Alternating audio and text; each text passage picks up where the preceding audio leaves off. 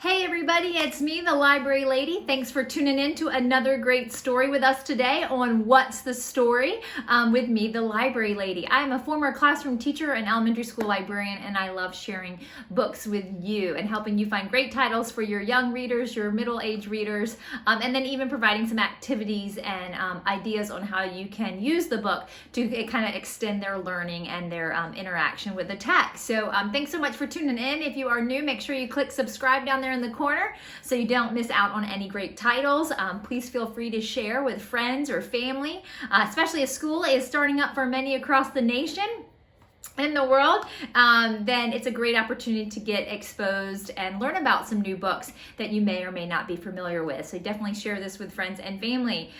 So with no further ado, let's go ahead and get started. Our book today is Misunderstood Shark by Ame Dyckman. Now, if you did not see What's the Story with Wolfie the Bunny yet, that's also an Ame Dyckman book, so you're going to want to check that one out. But she is a fabulous author. Lots of just fun books, laugh out loud. The kids will love them. So I highly recommend her as an author, and you should definitely look and see what else she has published. So do check that out.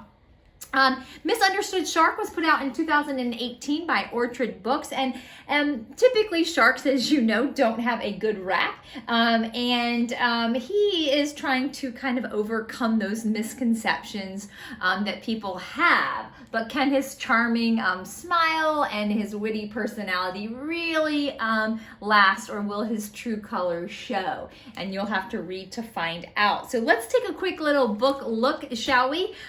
They start off on this front page. Here we go, underwater with Bob, broadcasting live in 3, 2, and then 1. Hey, who did this? And they have a little sign for the book. Now, hello people. Today on Underwater World with Bob, fun facts about shark. Shark! The people are watching. Don't eat that fish in front of the people. The people can see me, and you can see his very toothy grin flashing as this poor fish is worried about what his next move might be. You misunderstood. I wasn't gonna eat him. I was just... Perfect opportunity for predictions, by the way. Have your child guess what's gonna happen. Showing him my new tooth. Fun fact about that, sharks can grow and lose 30,000 teeth in their lifetime. Can I faint now? 30,000? Shark's tooth fairy must be exhausted.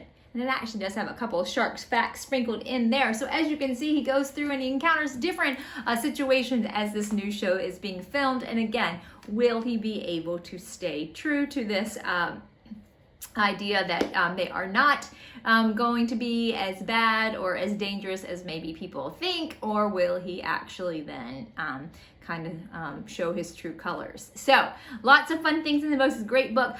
First up, I would like to say there's so many shark books. I mean, I went kind of overboard with sharks, and so one thing, this is a great way to make text-to-text connections. Lots of times kids make connections with themselves and the people around them in the world, but an opportunity to look at other books and how they compare. So perfect chance to bring in some other shark fiction books like Big Shark, Little Shark, or I'm a Shark by Bob Shea, and you can make a Venn diagram. If that's not a familiar term to you, you draw 2 circles that overlap, and in the middle is the things that they share in common, like they're both about sharks or whatnot, and then on the outside are things that are different. So that's a great opportunity to bring in some text to text, we call that.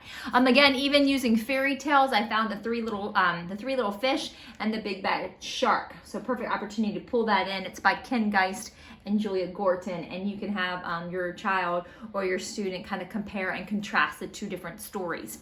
As you know, if you watch some of the What's the Stories, I do love opportunities to research and find facts, and especially in Misunderstood Shark, they do sprinkle in a couple facts. So opportunity to compare, talk about fiction versus nonfiction, examine some of the features in a nonfiction book. For example, table of contents. index, glossary, those types of things. And then read that, and then have your child record some facts, maybe on some paper or even typing, creating maybe even a visual, putting in some different images and things like that, depending on how technological you would like to get with your learner. Sometimes just finding some fun paper other than traditional notebook paper per se is a nice way for them to feel like it's something different. So lots of ways to pull in other books, making connections. Again, at the beginning I said it's a great opportunity to make predictions as well.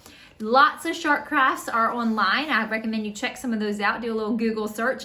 Lots with paper plates. I even saw one with a puppet and straws where you can move his jaw. That was quite cute. This is from Easy Peasy Fun. So check out their website for their shark puppet. And it prints out actually on a piece of paper. And then all you do is color and cut. You can attach the straps if you would like, although not necessarily need it for you.